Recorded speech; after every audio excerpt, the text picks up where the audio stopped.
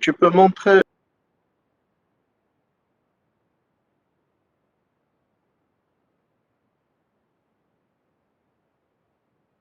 Je lance. Oh,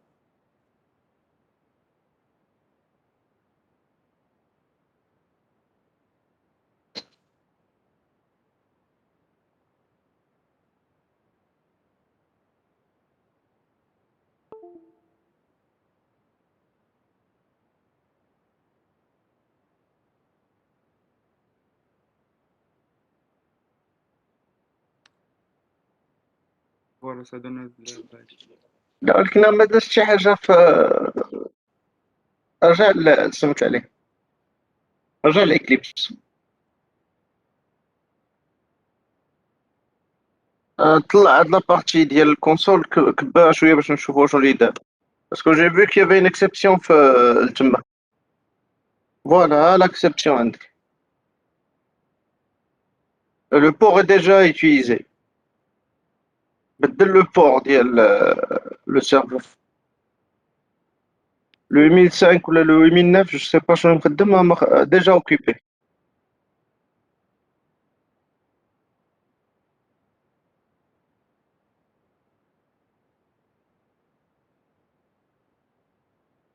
Même si quand j'essaie de changer بدلت ça. حتى ال 8000. بدلت ديال حتى الثانية ديال.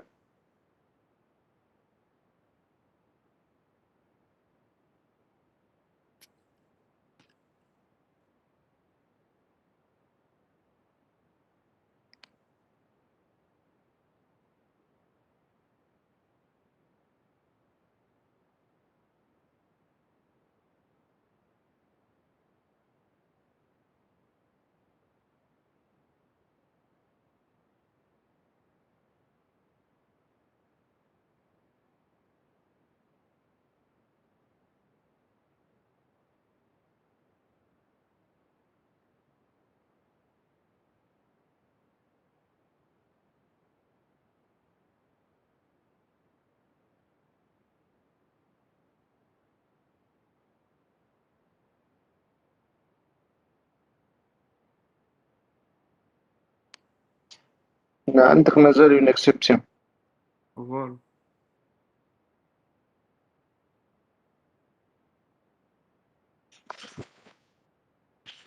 تاع هاد لي كولور صاحبي دير فيهم مع النصر.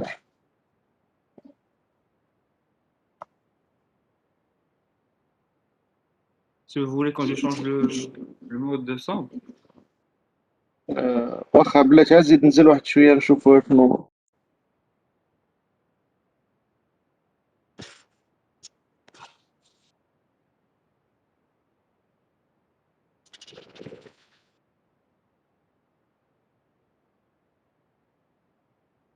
زيد شوية الجنب ادغوات.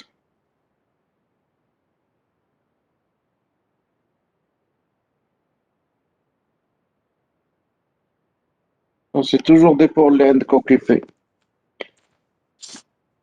بدل هاد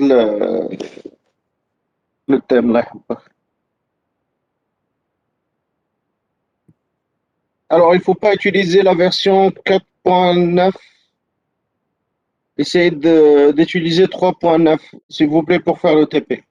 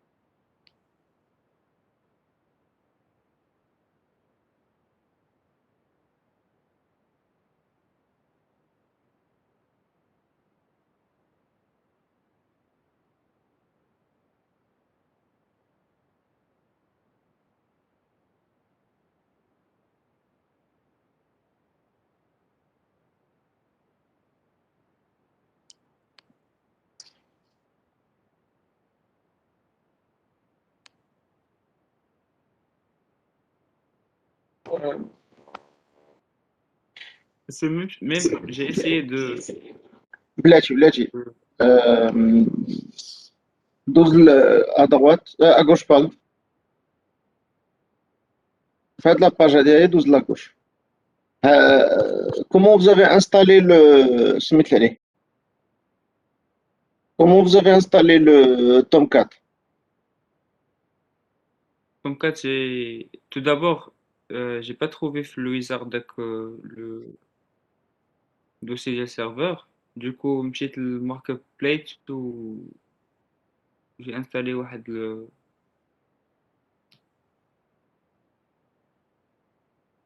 une extension qui gère un peu le Tomcat, etc. لا واخا كليكي على هذا اوبن لانش كونفيغ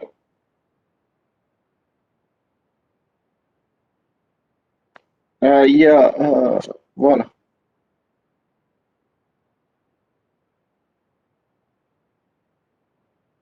طلع نشوف باسكو l'écran كتشوف انا زيد لو زوم زيد لو زوم لا غادي تزاد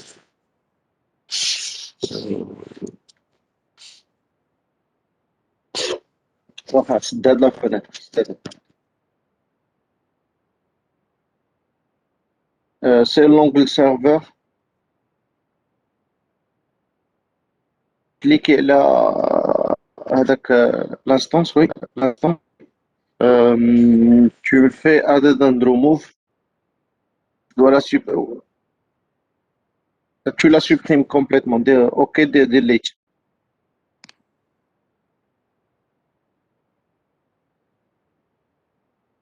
ok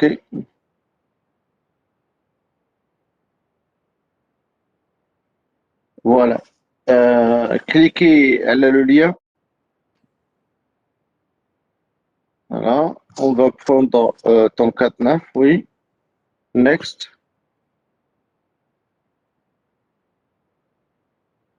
finish.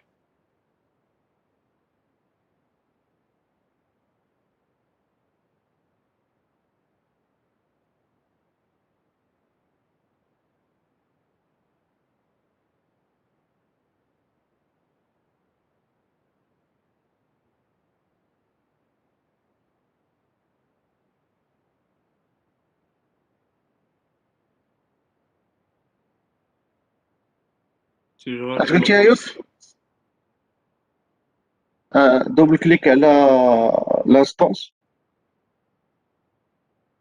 Sûr, si on ne veut pas installer Tomcat, on peut juste l'ajouter dans les dependencies. La version qu'on veut directement, à travers Maven repositories. ولكن هذيك الا كان انستالا ديريكتومون دابا ما عرفناش اش دار هنايا كليك على هاد على l'instance que vous avez créé.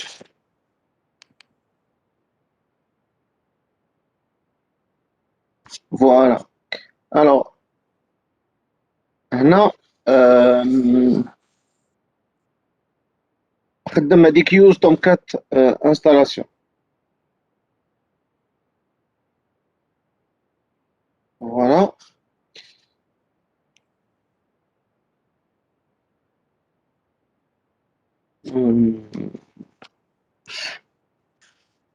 Oh, s'échauffe les portes.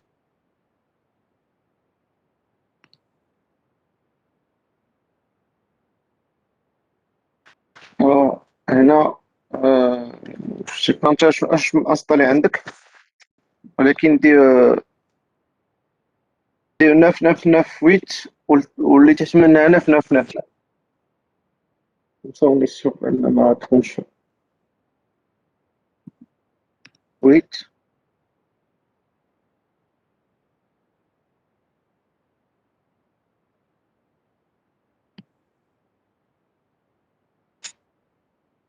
démarre juste le Tomcat décalé ou dès les start.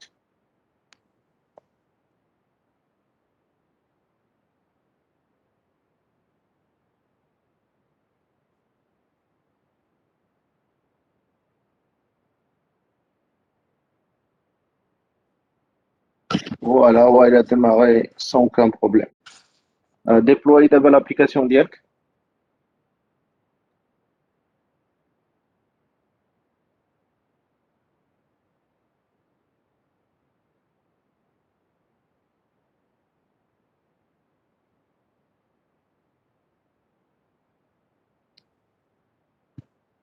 On va dire OK. Arrête l'instance, et la stop.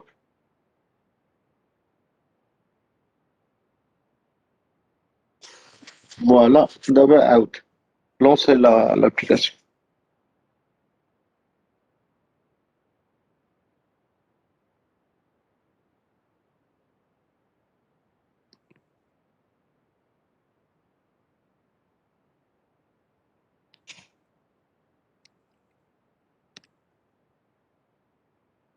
لا غادي 999 ماشي المانجمنت.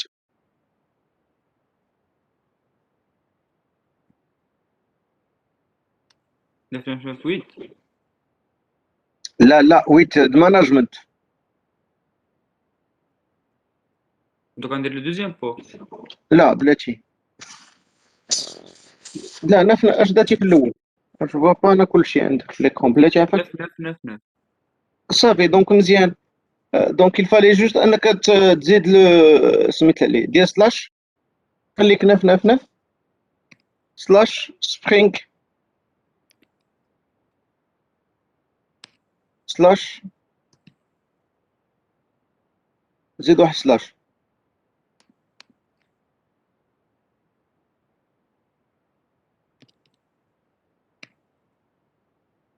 اونطري ونورمالمون انا خصها تجاوب اش ياك ما بدلتي سبرينغ روت كونتكست روت. Pardon, monsieur? Vous avez modifié le contexte route? Non, non. J'ai rien modifié. Enfin, c'est le projet. Clic droit des propriétés.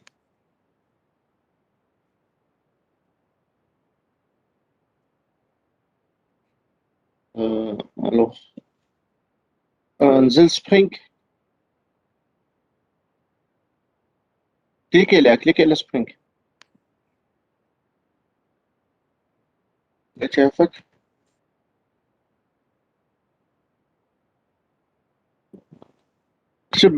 اكتبها في الفوق ويب بروجكت سيتينغ. شفتها لك؟ Non.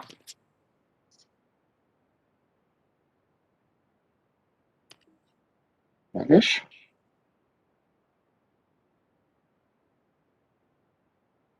ديها بروجكت كما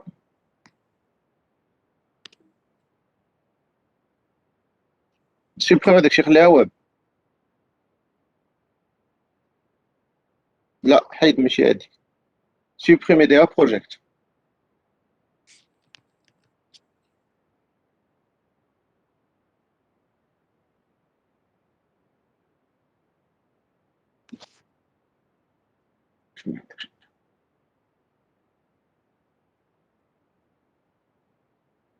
Vous avez pu créer un projet legacy من version ديال STC vous avez installé.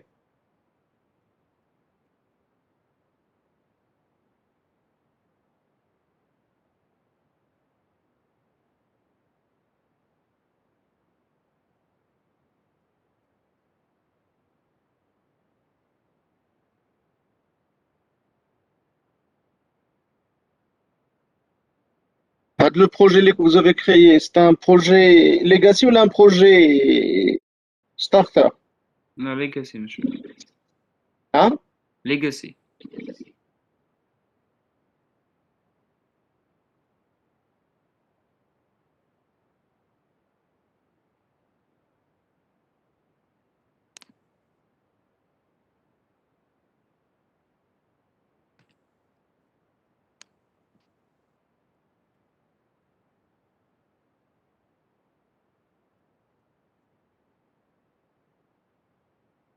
Cette version-là, monsieur. لا ما تخدملكش. ولكن راهم انستاليا فوق منها لو 4.9 لو 4.3. La DMC 4.3 d'ailleurs, add-ons for Spring Tools 4. C'est toujours le 3.9.16. وريمبلاصات لك شي حاجة بلاتي.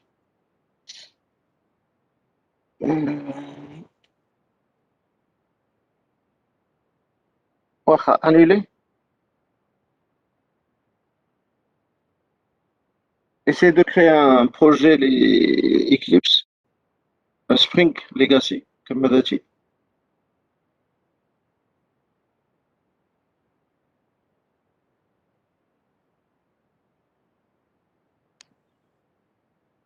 Là, عندك Legacy ياك.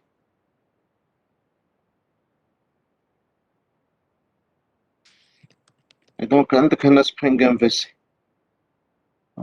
لا ما تاخدش هذاك التحتاني، خديتي هذا؟ Oui.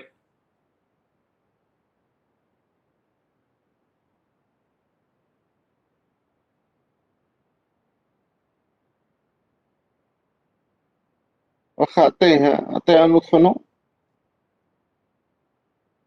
Les tests 2 ولا شي حاجة. Next. عطيه le package.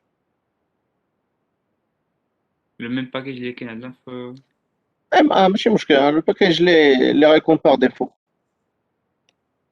AC .email.g1 là.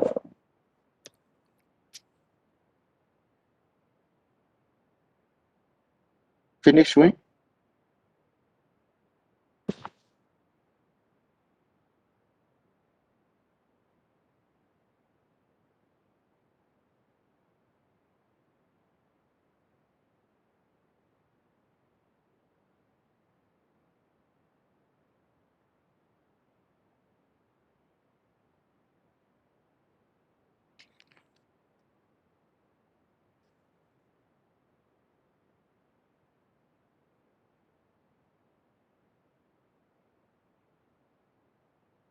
chez Magic دير Leader. لي شو شتا دير لي شو solution.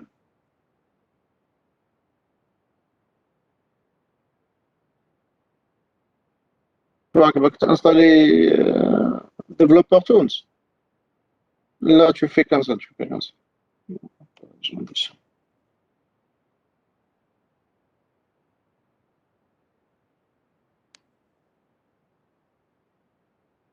سيل تما البروبريتي نشوف واش كاين.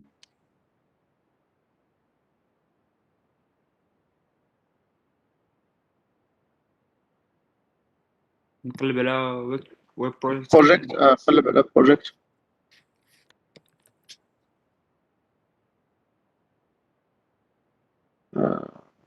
بروجيكت set natural references.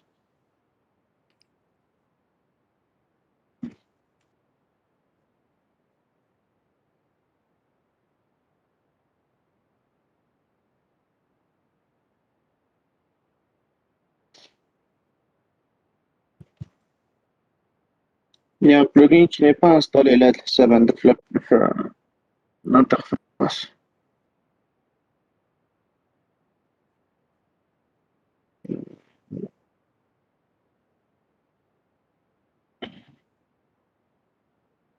J'essaie de réinstaller le truc. هذا واش هي لا فيرسيون باش كنتي خدام بالكور ولا جدير؟ Ouais, ديال la version que tu as في coup. لا c'est une mauvaise solution que vous avez fait. واخا لا تعطيني seconde. بس انا عاد سوبريميت الاخرى. مشكلة هادي. فين نعاود نقدر نلقاها.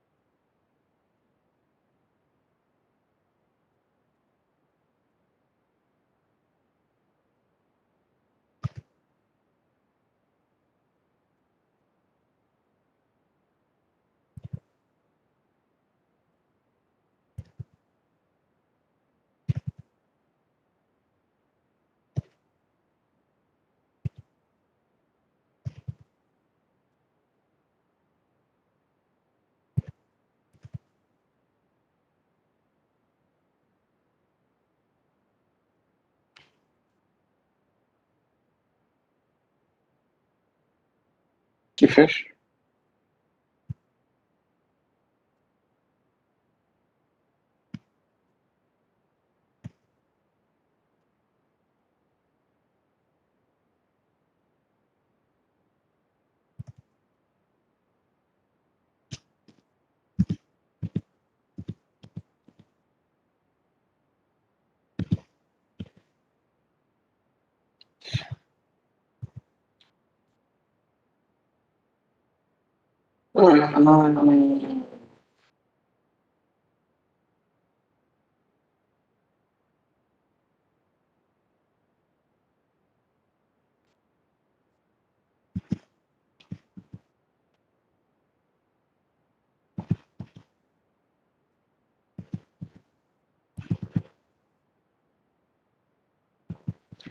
Vous me donnez un petit peu de temps, je vais chercher une version de l'Eclipse قديمة عندي هنا pour vous montrer. Parce que moi, j'ai changé la façon comment j'utilise Eclipse. Plutôt comment j'installe Eclipse, هذاك الشيء علاش.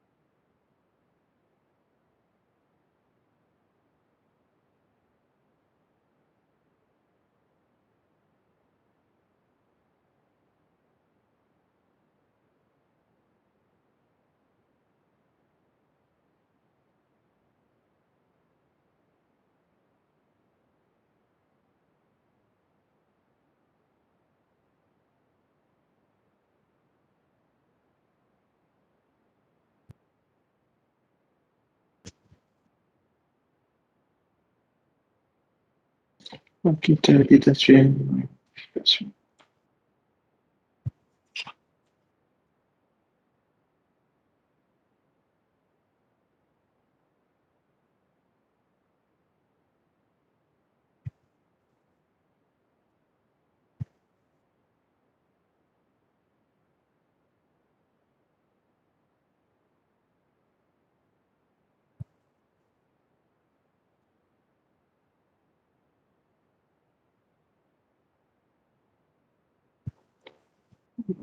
On va attendre que ça se télécharge, c'est tout. Alors, je vous explique l'objectif de l'exercice. Avant, pour faire du MVC, on était obligé de suivre ce genre de tutoriel. Donc, la première des choses, c'est qu'on devrait s'assurer qu'on est. Est-ce que tout le monde déjà, il a commencé à télécharger la version que j'ai indiquée? Comme ça, à la fin, que tout le monde, peu importe, peu importe un âge, je pense pas qu'il y a une différence. Monsieur, Oui. la version 4.9, on la garde pas, زعما télécharger 4.13, c'est ça? لا أنا كنت عندي شو ايش عندك؟ 4.9. لا 4.9 on va le laisser pour le cours ولكن tu utilises la version antérieure باش تقدر دير هذا لو تي بي هذا هو. D'accord. Monsieur, تقدر تعاود توريني laquelle vous avez montré, s'il vous plaît? Quelle version? n'importe lequel هنا. Ah, ok, d'accord. Tu prends juste en considération le système d'exploitation اللي عندك. D'accord, ok. Merci. Monsieur, la version de Eclipse, ça joue pas un Là, rôle? hein? La version de Eclipse C'est Diana, ça change rien? Là, c'est plutôt là, c'est le STC qui joue un rôle. Le plugin d'IL Spring qui joue un rôle. Parce qu'ils ont indiqué ici Eclipse 2019, 12, 2023.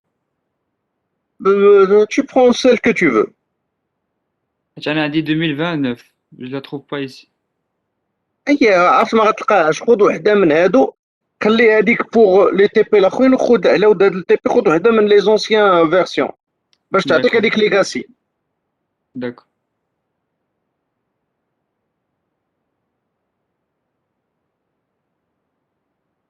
C'est bon pour tout le monde?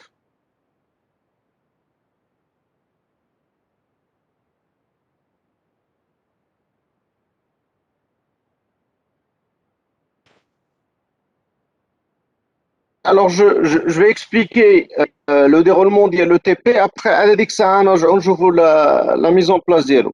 Avant, pour faire Spring MVC, on était obligé d'avoir un serveur d'application, un conteneur de servlet. C'est ainsi pourquoi on était obligé, une fois qu'on a Eclipse, la première des choses à faire, c'est d'installer le serveur. Et donc, pour installer le serveur, il faut y aller vers les vues. Donc, Windows, Show Vue, on clique sur ODA, on clique sur serveur et on va avoir la vue serveur qui va afficher dans la sous-liste. Et donc, si on clique là-dessus, on aura l'angle serveur. À partir de là, on devrait ajouter une instance d'un serveur. Et celle qu'on utilise nous à l'époque, ça a été Tomcat version 8. Donc là, on précise la version.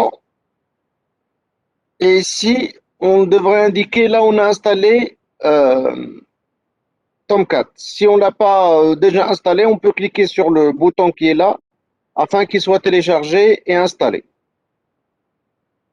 Donc, une fois qu'on termine ça, on aura Tomcat qui est déjà, la version 8 qui est déjà installée et que Eclipse, il arrive à le contrôler. Généralement, comme vous avez vu, moi j'utilise la configuration de l'instance par défaut et non pas une propre à Eclipse. Après, on devrait installer le STC. Donc là, on utilise le plugin de Eclipse. Oui, il faut avoir le 3. Vous ne pouvez pas y avoir les deux à la fois. Donc vous devrez avoir deux Eclipse, un qui contient le STC4 et un qui contient le STC3.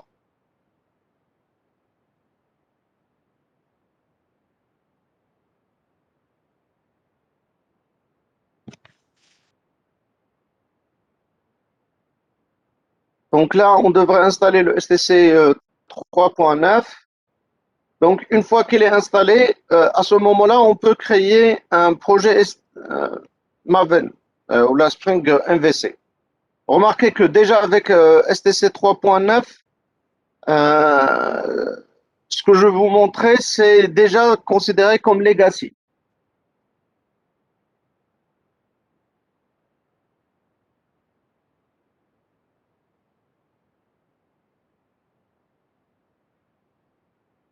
Comment peut-on supprimer le serveur qui existe? Là, est-ce que tu veux supprimer le serveur ou l'instance linter d'infra?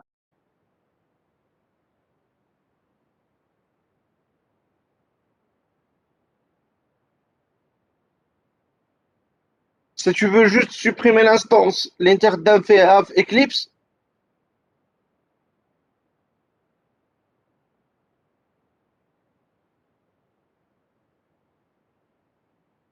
partage l'écran ديالك عافاك أنس.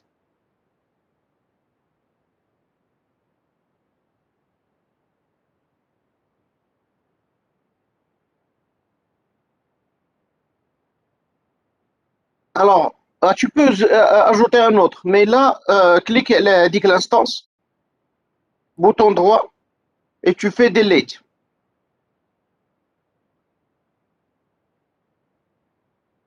ولكن بلاتي.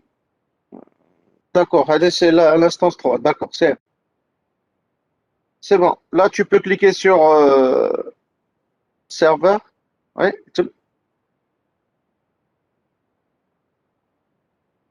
Alors, tu choisis Apache, Tomcat, Next. Là, si tu as déjà une, tu l'indiques.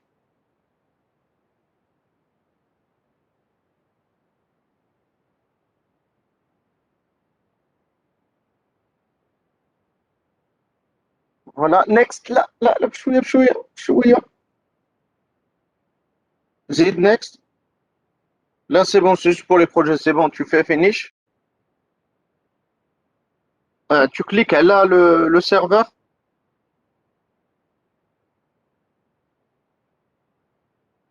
Voilà, ما تخليش la première option هنايا. Utilise use Tomcat installation. Le serveur localisation. لتحت شوية زيد مازال. Voilà, هنا. Tu utilises la deuxième باش يبقى عندك une seule instance. ما يكونوش عندك deux instances. Si vous prenez la première, il crée comme une nouvelle instance pour Eclipse. Elle est la même instance. D'accord, merci, monsieur. Voilà.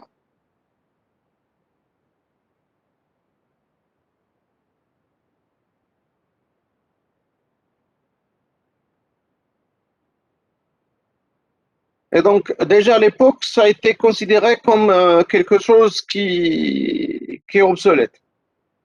Et donc, lorsqu'on veut créer un projet legacy, donc là, on avait plusieurs options. Et donc, l'une des options, c'est de créer un Spring MVC project. Alors, on obtient cette arborescence. Bien sûr, ici, c'est le package qu'on a donné par défaut. C'est le top level le projet d'IANA.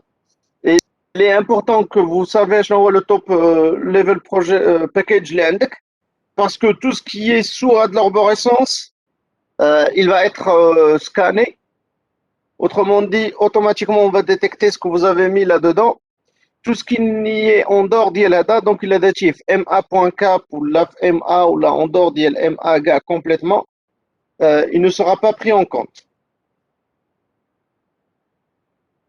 Et donc ici, on trouve plusieurs choses qui étaient générées par défaut dans ce genre de projet, puisqu'on vous génère un certain nombre de configurations. Donc on vous génère un contrôleur de base, une vue qui va avec, un fichier de configuration web.xml, un route contexte et un servlet contexte. Donc à partir de là, votre projet il est déjà exécutable et vous pouvez l'exécuter. Vous allez obtenir normalement ce genre de résultat. Maintenant, puisque sur le même serveur, sur la même instance de serveur, je vais pouvoir déployer plusieurs applications, chaque application devrait avoir un chemin propre à elle. Et donc, c'est ce qu'on appelle un contexte route. Alors, le contexte route, par défaut, lorsqu'on génère un projet MVC, c'est Spring. Et donc, si on a deux projets qu'on a téléchargés, qu'on a créés, les deux projets ils vont avoir Spring comme contexte. Et donc, lorsque vous allez essayer de les déployer, la première, il va passer, mais la deuxième, il va trouver que le contexte, c'est celui d'un ancien projet, et donc ne va pas l'accepter. Et donc, à partir de là, vous aurez une erreur. Et donc, c'est pour ça qu'à chaque fois qu'on va créer un projet MVC, on devrait changer le contexte. Comme ça, on aura un contexte pour chaque application propre. Et donc ici, on vous propose de mettre ce contexte là-dessus. Ce qui veut dire que notre application, il va tourner sur l'URL suivant. Remarquez là, on était dans le serveur avec le port de / le contexte. Ici, lorsqu'on a changé du contexte, on va avoir les mêmes informations, sauf que le contexte va changer. Et donc, la racine de notre application, ça va être celle-là, puisque le contexte n'est pas inclus.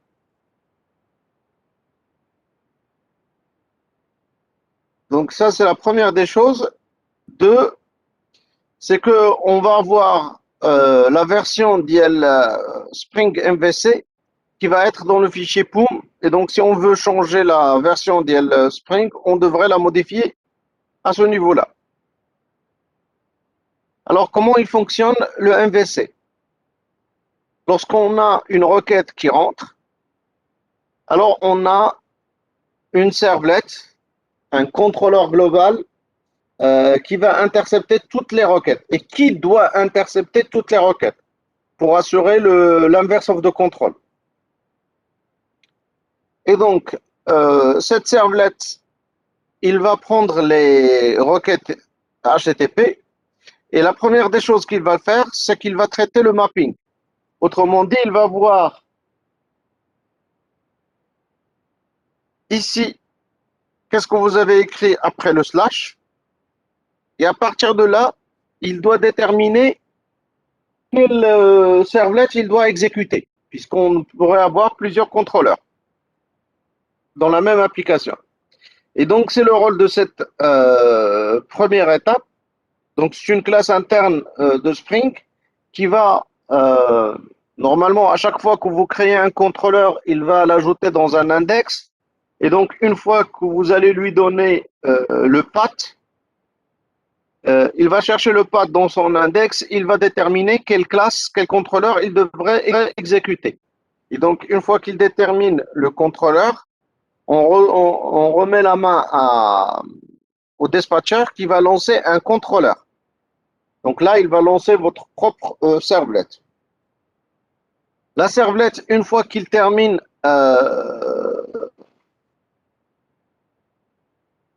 son code, en fait, l'action qui était demandée selon l'URL, alors il va retourner la réponse au dispatcher, que lui doit appeler encore une fois une classe interne via Spring, MVC, afin de résoudre la vue, et donc de créer la vue.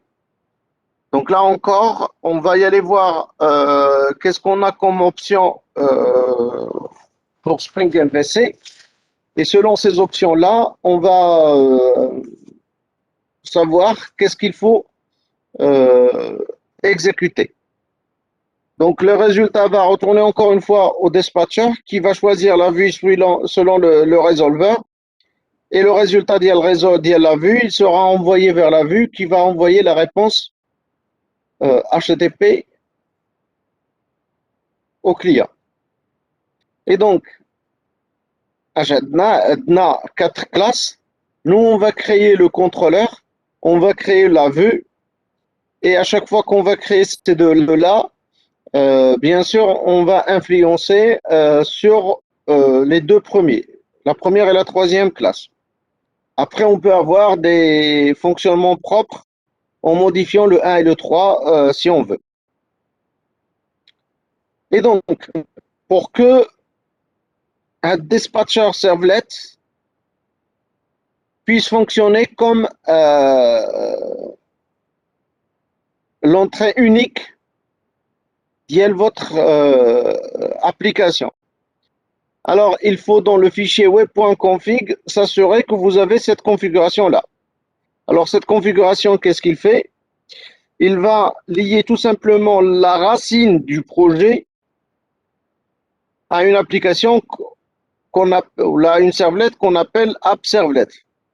Alors, AppServlet, c'est l'application qu'on met ici avec cette classe proprement dite. C'est l'application dispatcher en question. Alors, cette application, cette servlet, il devrait lire un fichier de configuration et donc il est donné ici comme paramètre initial au démarrage, il y a le dispatcher. Donc, le dispatcher servlet va essayer de lire et interpréter ce servlet context. Alors, qu'est-ce qu'on va trouver dans le servlet context? La première des choses qu'on va trouver dans le servlet context, c'est le contexte. C'est les ressources. Quel est le dossier qu'on met pour les ressources? Et donc là, tous les ressources, ils vont être mappés à /resource/.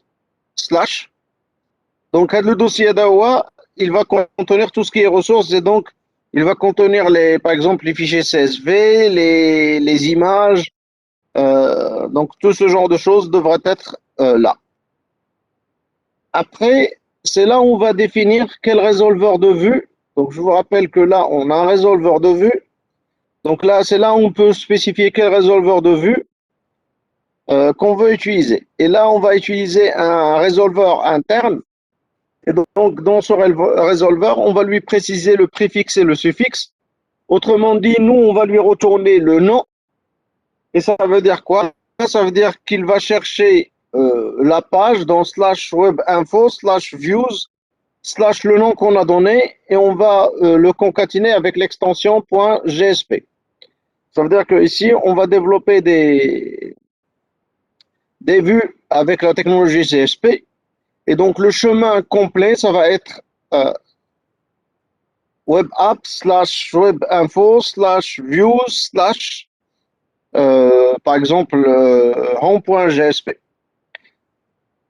Autrement dit, si vous n'avez pas la bonne arborescence, si vous n'avez pas la bonne page qui correspond à votre contrôleur, le résolveur ne va pas réussir à avoir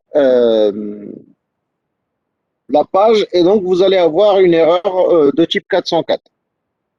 J'aimerais remarquer que ça, c'est un bin au sens Spring.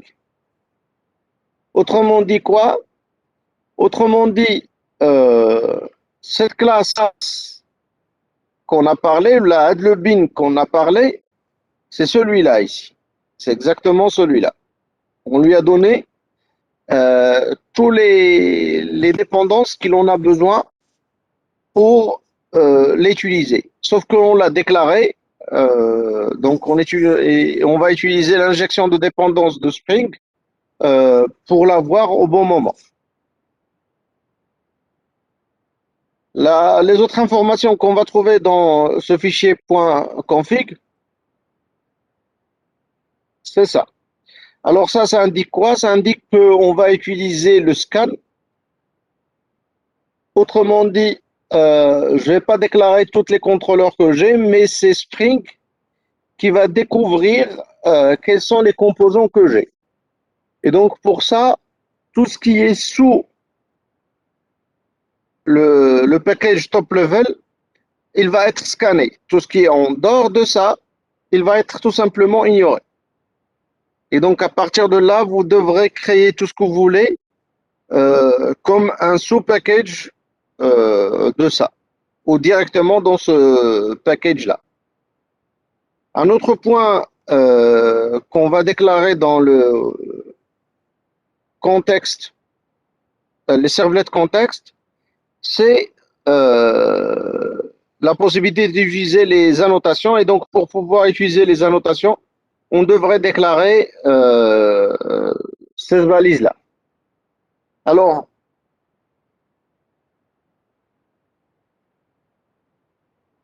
ce fichier de configuration, c'est celui qui permet au dispatcher de savoir les règles qu'on veut appliquer, le dossier dédié les ressources, quel resolver on va utiliser, quels sont les paramètres de ce resolver, est-ce qu'on va autoriser l'autoscan ou pas, et est-ce qu'on va utiliser la annotation ou pas. Le fait d'utiliser ça, donc une fois qu'on va créer un contrôleur, là il était déjà créé le home controller, donc c'est une classe quelconque. Une fois qu'il est annoté avec @controller, donc ça devient un composant, et donc s'il est un composant, donc il va être détecté et récupéré par l'autoscan. La seule difficulté, s'il n'est pas dans le package top level, bien sûr, il va être ignoré. Et donc là, dans cette contrôleur, qu'est-ce qu'on a? On a une action. Alors cette action, on l'a mappée avec la racine. Donc, une fois qu'on interroge la racine avec la méthode get, on va appeler exactement cette action. Donc, cette action, il va utiliser déjà des objets déjà existants. Donc, encore une fois, l'injection de dépendance va nous les assurer. Et donc, dans cette, à l'aide de ces deux objets-là qu'on a, donc là, on va voir la localité qu'on utilise. Alors, c'est quelque chose qui est relatif à l'internalisation, et donc d'avoir une application qui a plusieurs langages et qui s'adapte selon la localisation de l'utilisateur. Ici, on a créé un objet de type time et qu'on l'a ajouté au modèle. Je vous rappelle qu'on a utilisé le modèle EndView. Autrement dit, on a un modèle spécifique à la vue. Et donc, c'est ce modèle-là qu'on va paramétrer afin que la vue trouve toutes les informations nécessaires. Et donc, ici, on lui attache l'objet qu'on vient de créer et on retourne un string. En fait, le string, il va être utilisé avec les règles de résolution des vues, et donc il va être concaténé au préfixe et au suffixe pour déterminer la vue en question à interpréter. Et donc ici, on a home, ça veut dire quoi? Ça veut dire qu'on va avoir /webinfo/views/home.gsp. Et donc, on devrait trouver une page .gsp, home.gsp dans l'arborescence qu'on a dit.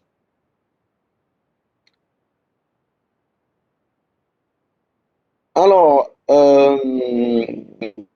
donc, après, dans la vue, vous allez voir qu'on a mis un formulaire. Et donc, ce formulaire, il nous renvoie, ou là, plutôt, on a comme dit, un formulaire. Et donc, qui va nous envoyer vers un autre URL. Donc là, on est toujours sur le même serveur, c'est juste slash, et on va le concaténer avec bonjour. Faites attention, si vous ajoutez slash, vous allez remplacer la racine. Et donc là, on utilise la méthode get, toujours. Ça veut dire quoi? Ça veut dire qu'on devrait développer pour ça l'action nécessaire. Et donc, on va définir une deuxième action, une deuxième méthode, puisque on a là 2 paramètres et là, on a 3 paramètres. Donc, on peut s'appuyer sur la surcharge de la méthode hello. Sinon, on peut l'appeler comme on veut. Parce que le plus important, c'est ça.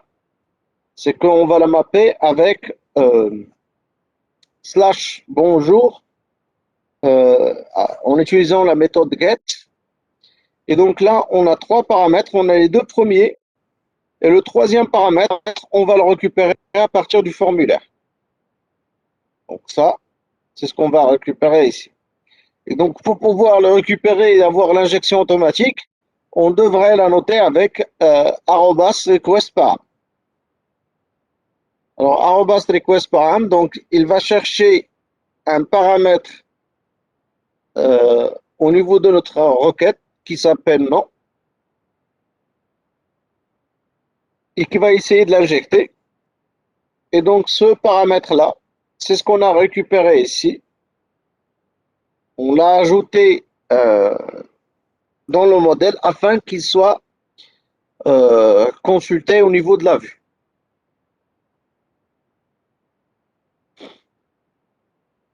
Et donc, on a changé la vue afin qu'il fait un hello quelque chose. Et donc là, on a utilisé l'expression language. Donc, $, c'est pour dire qu'on veut interpréter ce variable. Et donc, ce variable, c'est ce qui vient avec ça. Donc, à partir de là, on aura le formulaire. La première fois, on n'a pas le nom. On n'arrive pas à trouver ce paramètre. Donc, rien ne s'affiche ici. Maintenant, si j'écris ici mon nom et je clique sur envoyer, vous allez remarquer que l'URL va changer. Donc, on va ajouter slash bonjour. Donc, ce qui fait que ce n'est plus la première méthode qui va interpréter la requête, mais plutôt la deuxième, puisque c'est celle qui match, slash bonjour. Et donc, cette méthode-là, il a un paramètre ici. Donc, je vous rappelle qu'on est dans la méthode get dans le formulaire. Ça veut dire qu'on va faire une réécriture de l'URL. Et donc là, on a point d'interrogation, le nom du variable est égal à la valeur. Et donc, cette valeur-là qui va être récupérée ici. Et donc, du coup, ça va s'afficher au niveau de la page. J'aimerais que vous remarquiez que dans la première fonction, on a récupéré la date, on l'a formatée avant de l'insérer de l'envoyer vers la vue, et que dans la vue, on l'affiche dans la vue, donc il est là. Maintenant, dans la deuxième méthode, on n'a pas récupéré cette date, et donc du coup, dans la deuxième exécution, on n'a pas mis l'objet, donc rien ne s'affiche là-dessus. Par contre, on a un paramètre de type qu'on a appelé nom et il devrait être affiché là. Et donc ainsi, on a une communication entre le contrôleur et la servlette.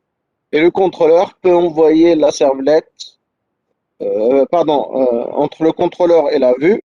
Et donc le contrôleur peut envoyer des informations à la vue à travers le modèle qu'il partageait entre les deux. La vue peut aussi envoyer des paramètres au contrôleur, et ça à travers les valeurs des formulaires, par exemple.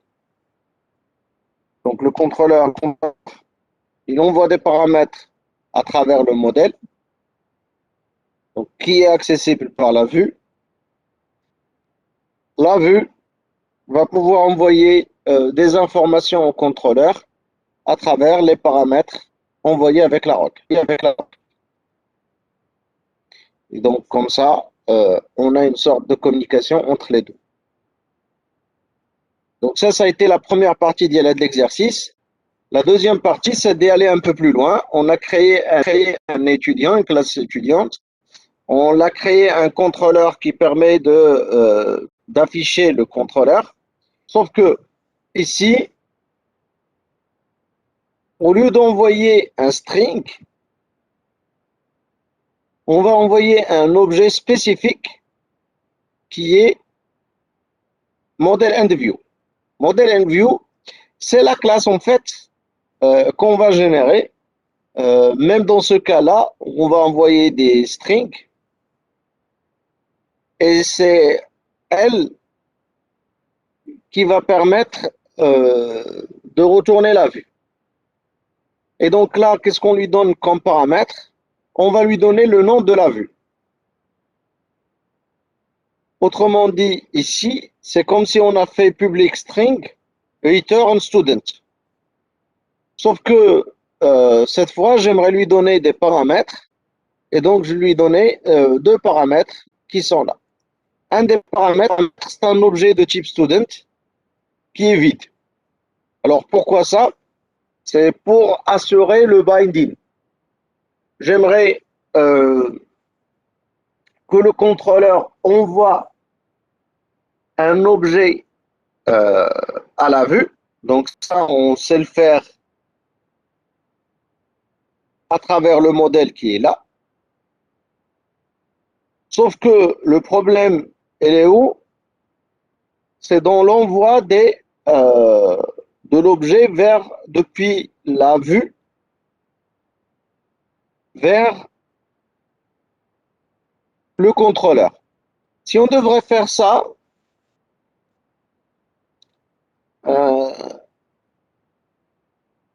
alors ça va poser un problème parce qu'on va recevoir trois paramètres ici pour student, puisque student il en a trois valeurs. Donc on va avoir trois paramètres et nous ce qu'on veut, c'est au lieu de récupérer trois paramètres, et c'est à nous de voir comment fabriquer l'objet, on veut que Spring c'est lui qui va nous construire les trois.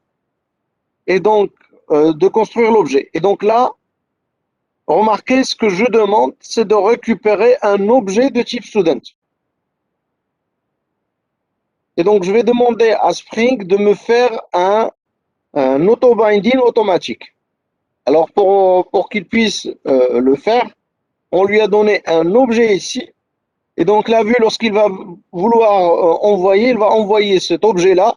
Et donc, il va le modifier et le renvoyer. Et c'est pour ça qu'on lui donne un objet ici.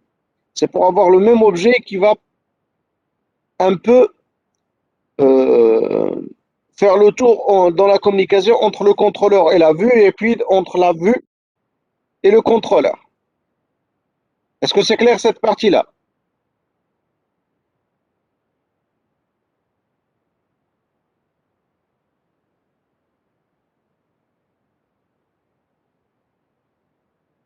Pour envoyer un objet à la vue, il n'y a pas de problème. J'ai le modèle, je peux lui associer un objet, ça marche. Maintenant, lorsque j'ai un formulaire qui représente un objet et j'aimerais le récupérer en termes de contrôleur, je vais récupérer plutôt plusieurs paramètres. Et c'est à moi, à partir de ces différents paramètres, de construire l'objet. Donc, je peux éviter cette tâche-là en utilisant cette technique et donc en utilisant l'auto-binding. Et donc, Spring, il va m'envoyer lui-même l'objet plutôt que c'est moi qui devrais le faire. Et donc, à partir de là, je récupère l'objet et donc je peux le renvoyer à la vue. Sauf que je vais l'envoyer à une autre vue. Là, j'envoie la vue student. Là, je vois la vue result. Student et result, ce sont deux vues qui vont être résolvées avec le résolveur interne des vues. Donc, celui-là. Et donc, ça veut dire quoi? Ça veut dire ils devraient aussi être dans le même arborescence derrière. Donc, c'est pourquoi, une fois qu'on a ce contrôleur, on a deux méthodes. On a la méthode get, qu'on va appeler la première fois, et donc qui va nous donner un formulaire à remplir. Et une fois qu'il va être rempli le formulaire, on va retourner à cette deuxième action qui va nous renvoyer un objet et que nous, on va envoyer l'objet sous forme de plusieurs attributs à la deuxième vue pour voir ce qu'on a récupéré. Et donc, si ici on récupère les bonnes informations, ça veut dire que l'autobinding a marché et ça veut dire qu'on communique correctement. Donc, la première vue qu'on va avoir, c'est student. Et donc là, ce n'est plus ni moins qu'un formulaire. Donc, un formulaire avec le bouton submit. Donc là, on utilise la méthode post. On devrait indiquer le contexte de notre application en ajoutant le path qui va nous permettre de savoir quelle méthode on devrait exécuter. Là, on a slash added student avec la méthode post. Et donc, normalement, on va tomber sur ça. La deuxième, c'est tout simplement une page d'affichage sur laquelle on veut afficher les différents contenus qu'on a récupérés. Et donc, c'est la page des autres. Une fois qu'on a ça, on va s'intéresser à la persistance des données. Et donc, pour faire la persistance des données, qu'est-ce qu'on va faire? On va ajouter les dépendances nécessaires pour Hibernate. Donc ça, il n'y a aucun problème. On va annoter la classe qu'on avait déjà créée avec les annotations de GPA.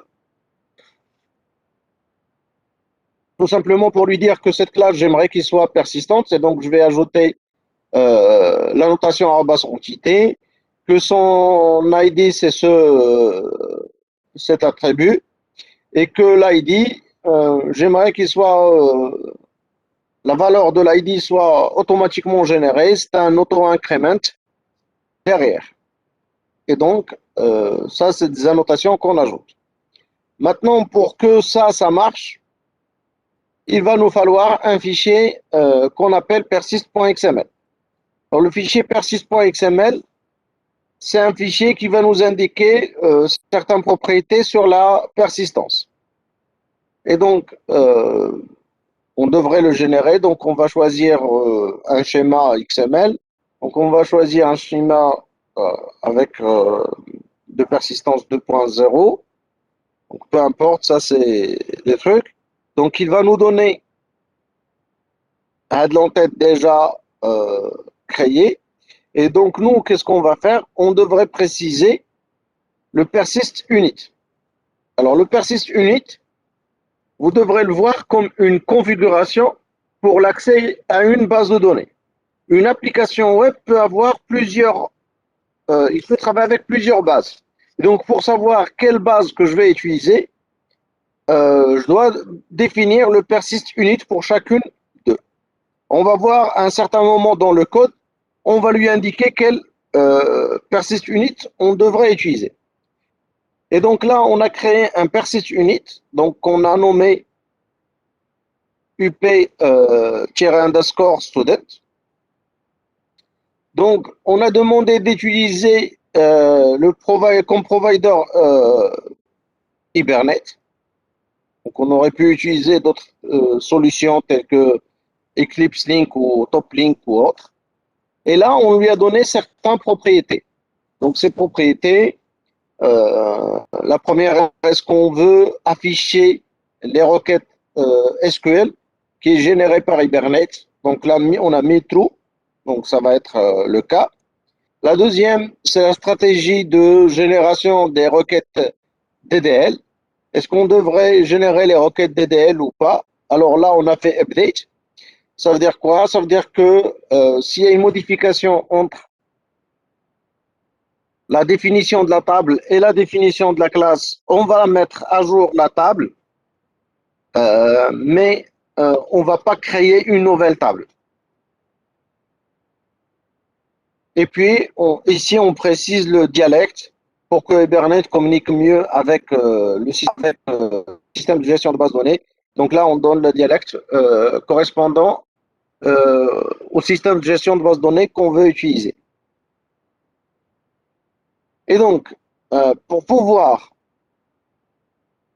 utiliser le persist unit, on a besoin des 4 classes suivantes. Le data source, qui va nous indiquer l'objet qui permet d'accéder à la base. Donc là, on est quasiment dans le GDBC. Donc c'est ça ce qui est utilisé par le GDBC. Donc là, on a le nom du driver, l'URL, le nom d'utilisateur et le mot de passe. Donc ça, c'est GDBC. Maintenant, nous, ce qu'on veut, c'est d'utiliser GPA. Donc, c'est un coût supplémentaire sur GDBC. Et donc, proprement, cette persist unit. Et donc, pour ça, on a besoin d'un persist unit manager. Donc, ce manager-là, c'est lui qui va pouvoir interpréter le fichier de configuration. Maintenant, pour savoir quelle configuration on devrait utiliser, on a besoin d'utiliser un entity manager. Donc l'entity manager, c'est celui qui va exploiter le persist unit qu'on a déclaré ici.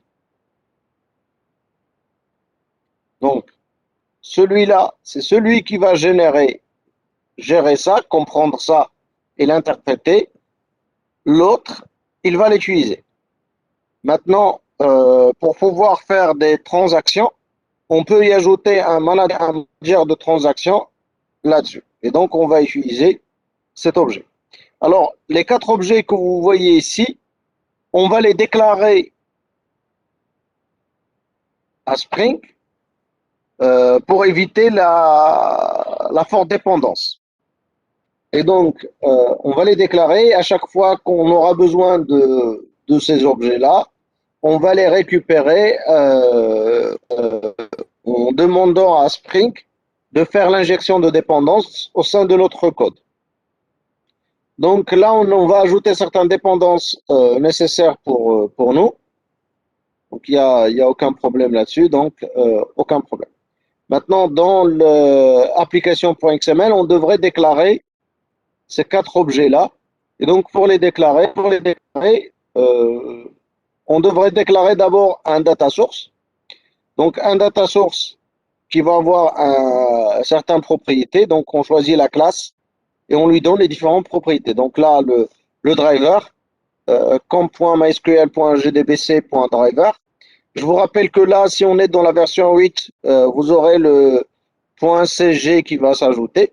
L'URL, donc, qui contient le protocole, le serveur, le port et le nom de la base. Donc là, on devrait avoir une base qui s'appelle student, déjà existante. L'utilisateur, donc là c'est root, et le password pour moi, ici, j'ai mes routes. Bien sûr, ça c'est des propriétés que vous avez mis dans la configuration de l'installation de votre système de gestion de base de données. Maintenant, on devrait indiquer comment on va créer le persist unit. Et donc là, on devrait déclarer ça et surtout là, la classe, le class path, on devrait lui donner le meta-inf slash persist.xml. C'est-à-dire que ce fichier-là, persist.xml, c'est un fichier qu'on devrait créer, déclarer dans meta-inf derrière. Après, on va utiliser l'entité manager et donc l'entité manager, il va utiliser le persist unit. Donc le nom qui est là, c'est exactement le nom qu'on a donné dans le fichier XML là. Ça devrait être identique. Et à la fin, on va déclarer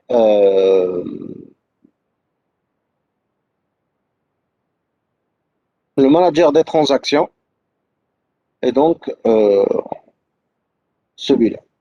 Donc chaque objet ici va utiliser l'objet qui précède, qui fait référence à l'objet qui précède, ainsi de suite. Donc là, le bin il s'appelle persist unit ID manager. Il était référencé par l'objet qui s'appelle Entity Manager Factory, qui est à son tour, il est référencé ici. Le Persist Unit Manager, il référence le data source, et le data source, c'est le bin qu'on a déclaré ici. Une seconde, à faire comment je fais?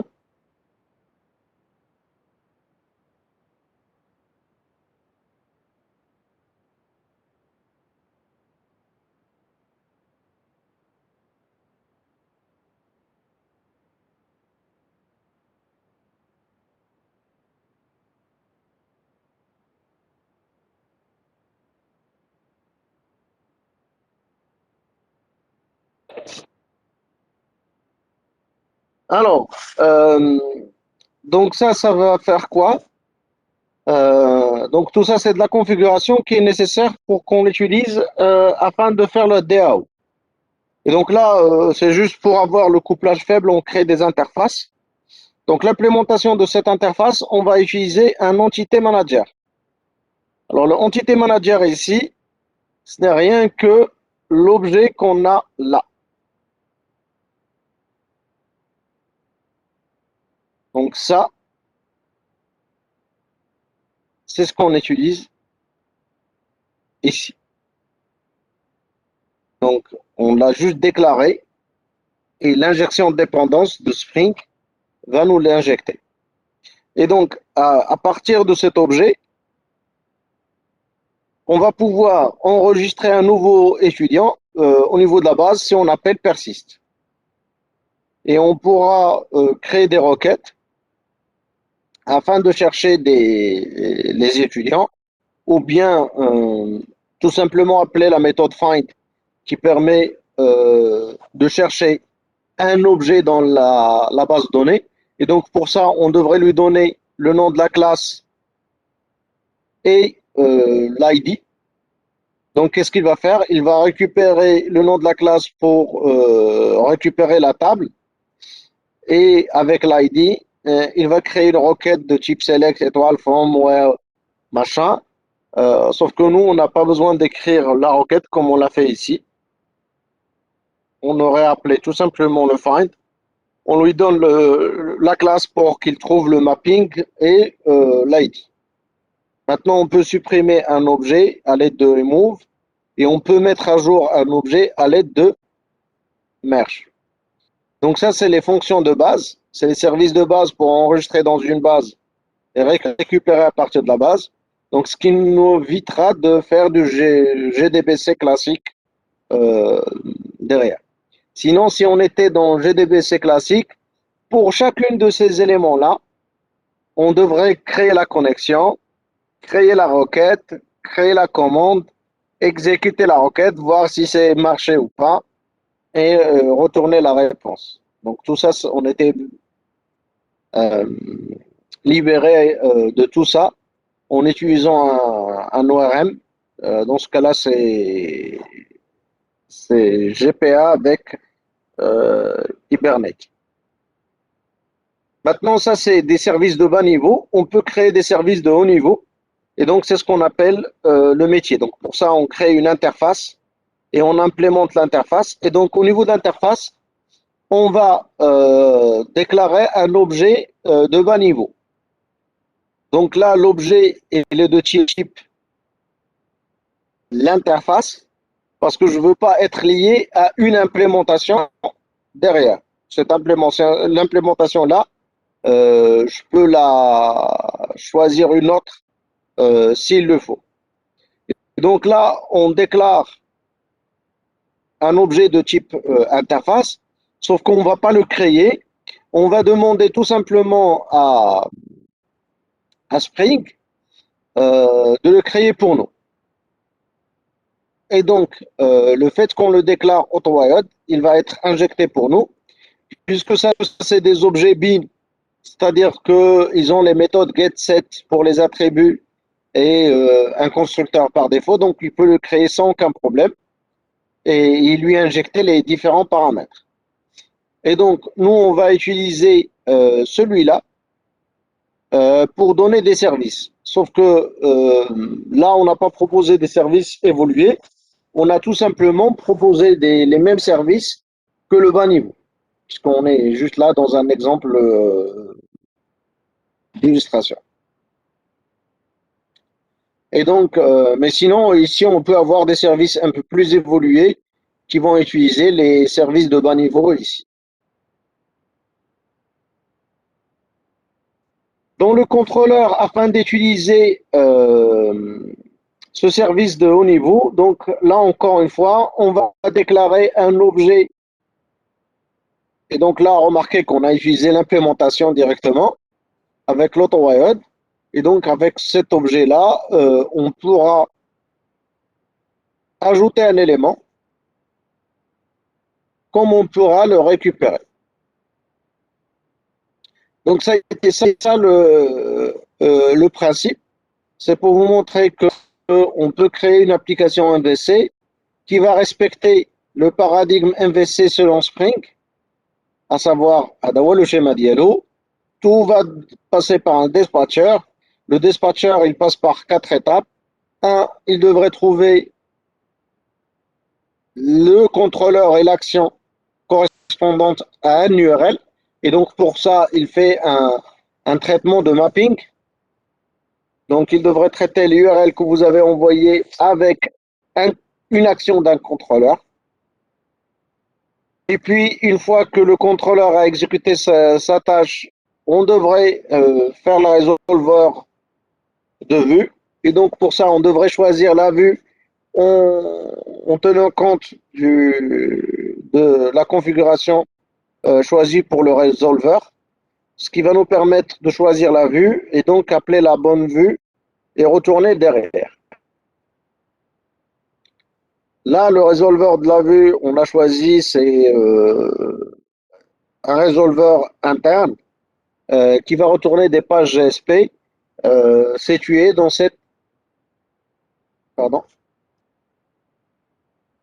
dans cette URL. Maintenant, pour retourner une vue, Spring MVC, il vous donne deux possibilités. Soit de retourner tout simplement un string et qui va être concaténé en utilisant les paramètres que vous avez donnés au résolveur, soit de retourner un objet de type model view. Et donc là, lorsqu'on crée le model view, on a plusieurs possibilités de créer la vue, de choisir la vue. Donc, je vous rappelle que là, lorsqu'on retourne un string, en fait, on retourne un model and view avec new model and view et on lui donne ça. Sauf que là, ça nous permet d'envoyer d'autres paramètres pour la vue. Et donc ça, c'est pourquoi on a utilisé ce syntaxe un peu plus complexe que tout simplement de retourner la vue. Donc là, ça permet de faire communiquer le modèle et la vue, et le contrôleur et la vue. Le contrôleur, il partage un modèle avec la vue, et donc tout ce que vous allez ajouter dans ce modèle-là, il va être récupéré au niveau de la vue directement. Donc ça, c'est le mécanisme de MVC. Et là, on récupère, ici, là, on récupère les différents paramètres qui étaient envoyés depuis le contrôleur vers la vue. Est-ce que tout ça est clair?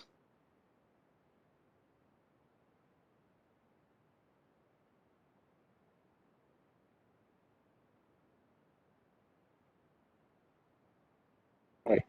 Alors, normalement, si vous avez téléchargé comme moi de la nouvelle version, plutôt l'ancienne version,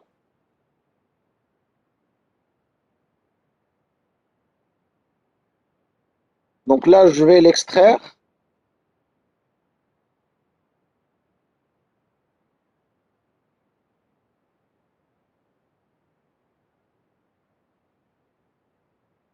Donc ici, j'ai Eclipse. Alors, si vous voulez travailler avec plusieurs versions d'Eclipse, c'est possible. Juste, vous devrez les extraire dans deux répertoires différents et ça marche. Alors là, le serveur, il est déjà défini ici, donc vous pouvez l'utiliser au lieu de Tomcat. Vous n'êtes pas obligé d'utiliser Tomcat. Dans tous les cas, Pivotal, c'est un serveur Tomcat aussi. Alors, je lance mon Eclipse.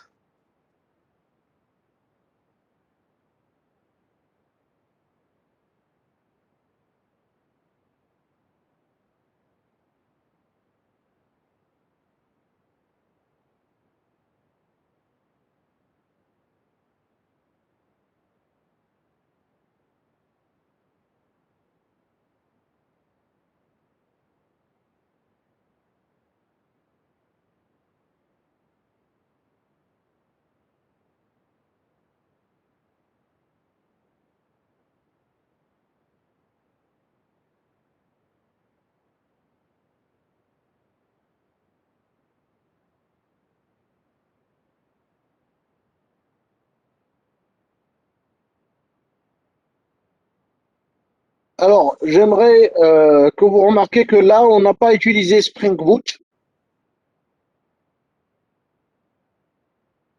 Et donc, du coup, on a dû donner pas mal de configurations. Là, on a utilisé tout de même la version 4.3.9 de Spring. Donc, on n'est pas vraiment dans quelque chose de très ancien. Euh, Actuellement, on utilise la version 5. Là, c'est la version 4. Et pourtant, on a dû faire pas mal de configurations. Et si on se trompe dans ces fichiers de configuration, bah, tout simplement, l'application Diana m'arrête. Donc, tous ces fichiers XML, ils servaient pour configurer l'application. Et n'importe quelle erreur, ça conduit que l'application ne démarre pas, tout simplement. Alors, on va essayer de démarrer là. Voilà. Donc, d'où l'objet, le besoin d'IL Spring Boot.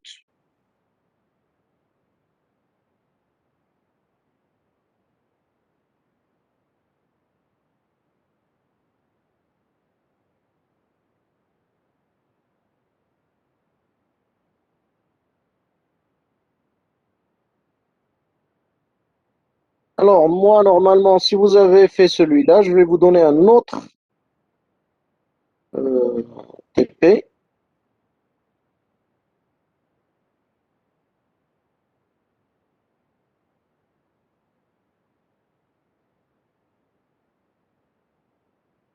C'est celui-là. Maintenant, on va utiliser Spring Boot.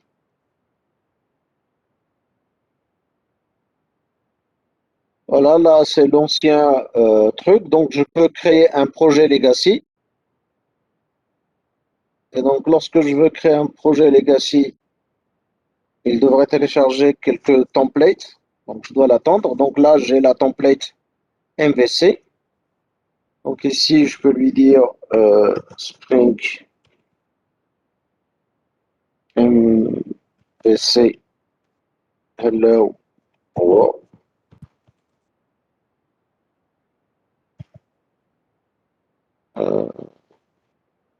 Oui. Donc, il a besoin de la template. Il va la télécharger. Ici, ma.ac.mi.g.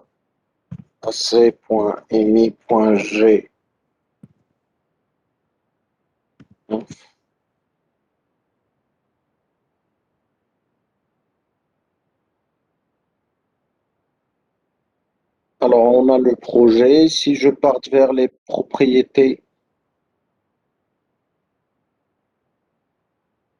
et web project setting, là j'ai le contexte route. Donc là, il a mis à EMI. Et donc, c'est ce que je devrais changer derrière. On va attendre qu'il génère le tout. Donc là, vous remarquez qu'il a généré le Home Controller. Donc le Home Controller, il contient déjà la première action qui permet de récupérer ce qu'on a avec la racine et qui le renvoie vers la vue. Et donc, si je consulte l'arborescence, donc je dois y aller vers ici, ici, ici. Donc, j'ai un web app au niveau de la main qui va contenir un web info. Et donc, c'est là où on a le web.xml et c'est là où on a les vues. Et donc, dans le vue, j'ai la page home.jsp. Donc, home.jsp, c'est la page par défaut, sans le formulaire, bien sûr. Maintenant, qu'est-ce qui va permettre de lier home avec home.jsp? C'est en fait tous les fichiers de configuration qu'on a là. C'est exactement cette servlet contexte qui est là et qui va me dire je devrais être dans web info views et je devrais avoir l'extension .jsp. Je vous rappelle que tout ça n'est pas possible si on n'était pas sous l'ordre d'IA le dispatcher et que ce dispatcher, il a ce fichier de configuration qui est là.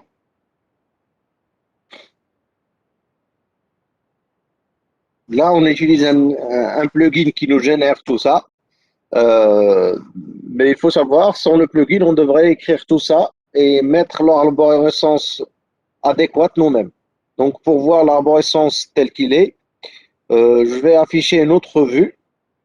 Alors, la vue, c'est le Project Explorer. Donc, ça va s'afficher là. Et donc là, je vais avoir l'arborescence. J'ai un répertoire source qui va contenir le répertoire main, qui va contenir trois répertoires Java, Resource, Web App. Dans Java, je vais avoir les dossiers qui représentent mes packages, ma.ac.mi. Et donc là, j'ai mon contrôleur. Dans les ressources, je vais avoir le meta-inf. Et donc, c'est là où devrais mettre le fichier persist.xml. D'ailleurs, c'est là où j'ai un fichier pour savoir comment je vais faire la journalisation. Donc, votre application va utiliser un journal en utilisant le framework Log4j. Et donc, on peut utiliser comme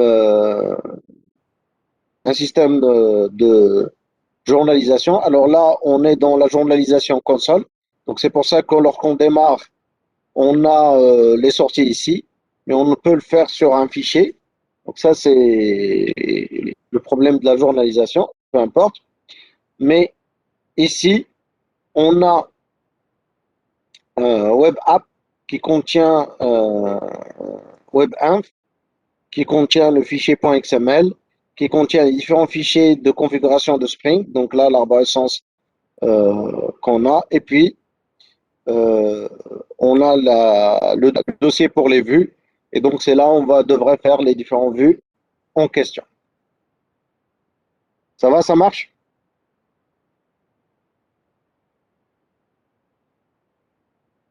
Donc, merci de faire ça, parce que l'objectif pour moi, c'est plutôt le deuxième TP. Et donc, on va essayer de réécrire la même chose, mais cette fois en utilisant Spring Boot.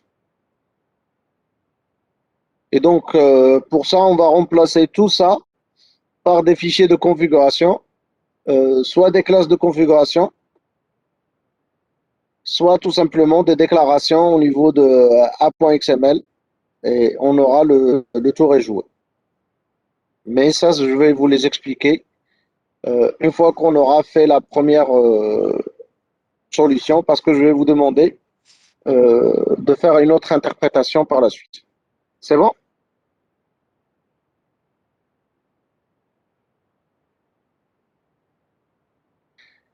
Voilà, donc on reprend à 14h, J'espère que tout le monde aura téléchargé son Eclipse, la version 3.4 que j'ai indiquée. Merci à vous et à tout à l'heure.